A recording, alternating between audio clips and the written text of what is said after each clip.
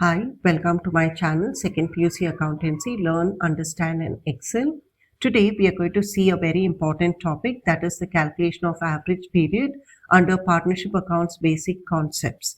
This particular concept is used when we calculate the interest on drawings under average period method or shortcut method, that is the second method under the calculation of interest on drawings. Now in this case, the partner can withdraw on a monthly basis, or he can withdraw on quarterly basis, or he can withdraw half yearly.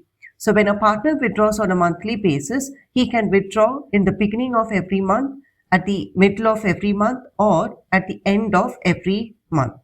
Similarly, when he withdraws quarterly, he can withdraw in the beginning of every quarter, he can withdraw in the middle of every quarter, and he can withdraw at the end of every quarter. In the same manner, if it is a half yearly drawings, he can withdraw in the beginning of every half yearly, or at the middle of every half yearly, or at the end of every half yearly. So in this case, for each drawings, we are going to find out what is the average period to be taken into account when we calculate the interest on drawings. First, we'll take into account the monthly drawings made by the partner. When a partner withdraws every month, if he is withdrawing in the beginning of every month. So first, the formula to calculate the average period is the average period is equal to longest outstanding period plus the shortest outstanding period by 2.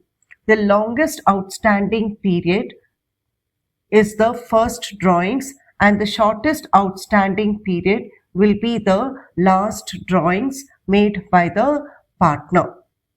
So therefore, in this case, we have to take the 12 months what we have in the financial year, which starts from April to March. So the longest period will be the first drawings made by the partner, the outstanding period from the first month, and the shortest period will be which is on the last month of the financial year.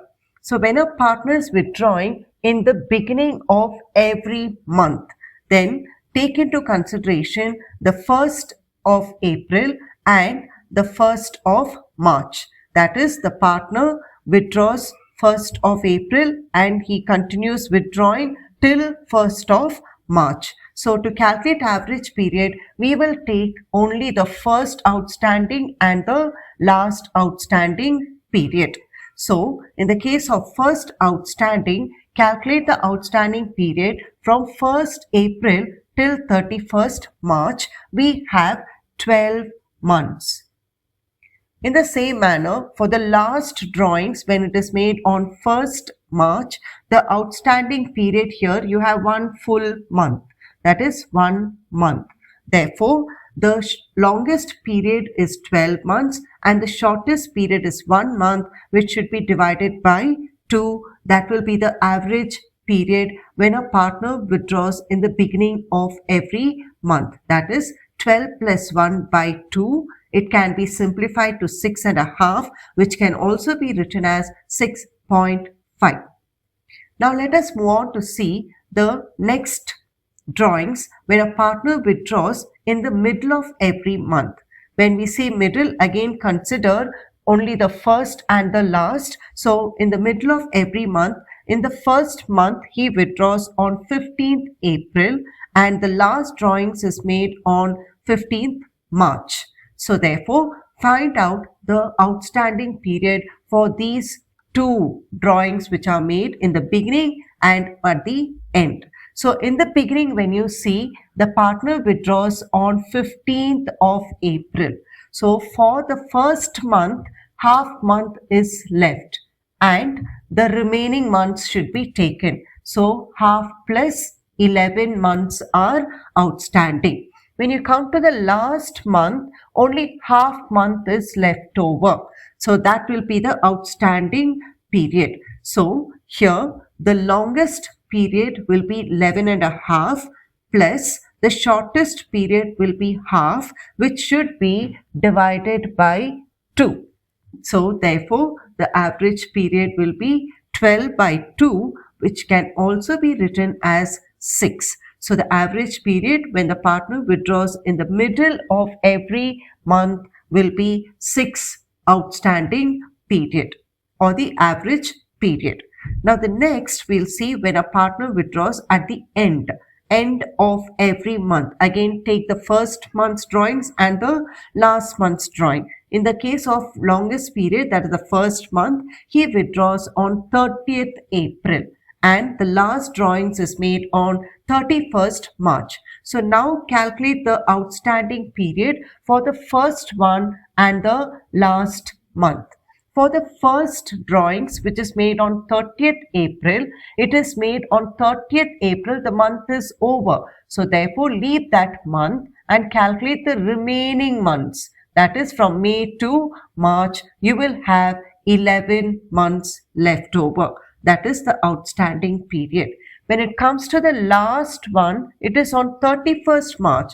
The month is almost over. So there is no outstanding period left. So the outstanding shortest period will be 0. So therefore, when a partner withdraws at the end of every month, the longest period will be 11 and the shortest period will be 0 divided by 2, which when you simplify will be 5.5 months, which can also be written as 5.5. So this is the average period when a partner withdraws regularly on a monthly basis, whether it is in the beginning, middle, or at the end. So now we'll see what will be the average period when a partner withdraws on a quarterly basis. Now again here we'll see the formula: average period is equals to longest outstanding period plus the shortest outstanding period divided by 2. So in the case when he withdraws on a quarterly basis in the beginning of every quarter, again we will take the full year starting from April to March, and there are 4 quarters and he withdraws in the beginning of each quarter. So again, take into consideration the first quarter and the last quarter, and he withdraws in the beginning of the first quarter and in the beginning of the last quarter, that is on 1st April and on 1st Jan. So therefore here the outstanding period for the first drawings will be 12, that will be the outstanding period, and the last drawings which is made, that is the shortest outstanding period, will be 3 months. Okay, so therefore the average period will be 12 plus 3 divided by 2, which can be simplified to 15 divided by 2, which will be 7.5.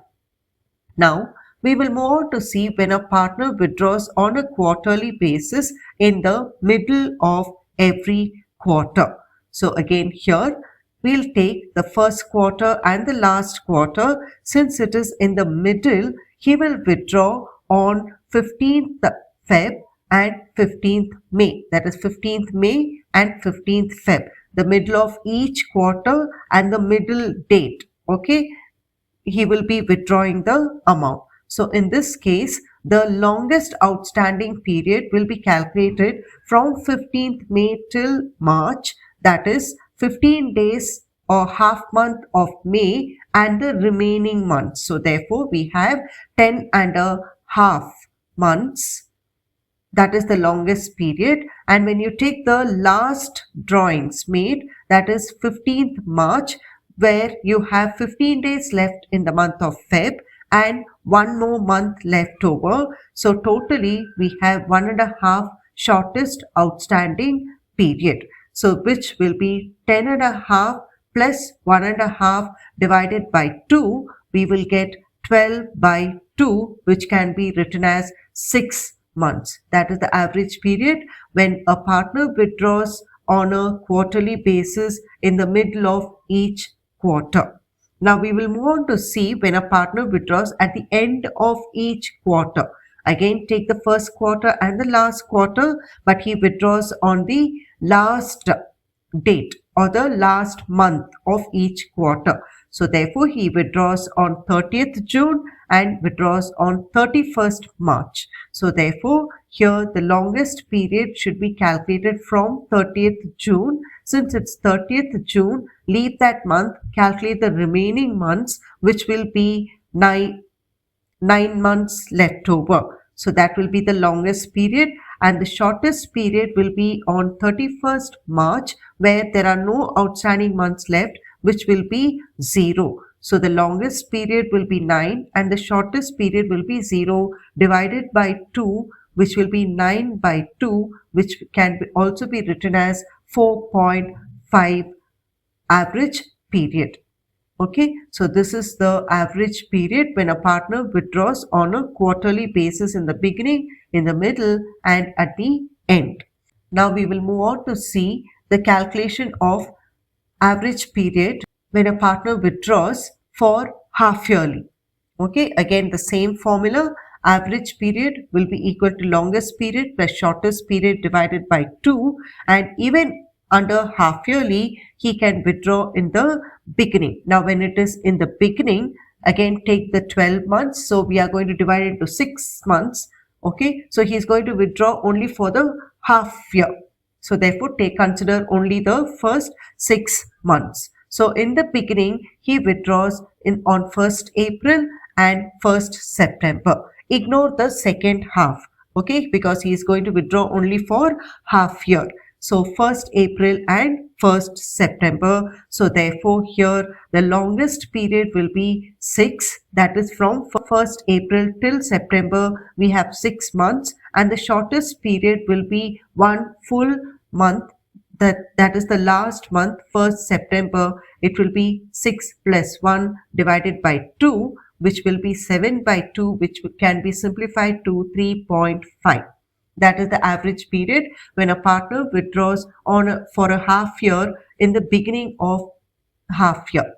And when a partner withdraws in the middle of half year, then he will be withdrawing on 15th April and 15th September. Take only the first half, that is first 6 months. So he withdraws on 15th April and 15th September. So here the outstanding period, that is the longest outstanding period, will be 5.5, that is 15 days left in the month of April and the remaining 5 months. So it will be 5.5, and the shortest period will be half month, that is in the month of September only half month is left over. So it will be 5.5 plus half divided by 2, which will be 6 by 2, which can be simplified to 3. So 3 is the average period when a partner withdraws half year in the middle of half year. Now we will move on to see when he withdraws at the end of the half year, that is 30th April and 30th September. He withdraws on the last date of the first drawings and the last date of the last drawings. Okay, so therefore here when he withdraws on 30th April, exclude that month, take the remaining months into consideration. So 5 months are left, that is the outstanding period, longest outstanding period. And the shortest is on 30th September. There is no month left over, so it will be 0. So therefore the average period will be 5 plus 0 divided by 2, which will be 5 by 2, which can be simplified to 2.5. So this is the average period for the drawings made for 6 months. So this is the chart which shows the average period when the drawings are made at the beginning, in the middle, and at the end, when the drawings are made frequently on monthly basis, quarterly, or half yearly. Kindly make a note of this chart. It's a very important part to calculate the average period when we do the interest on drawings under average period method. Thank you.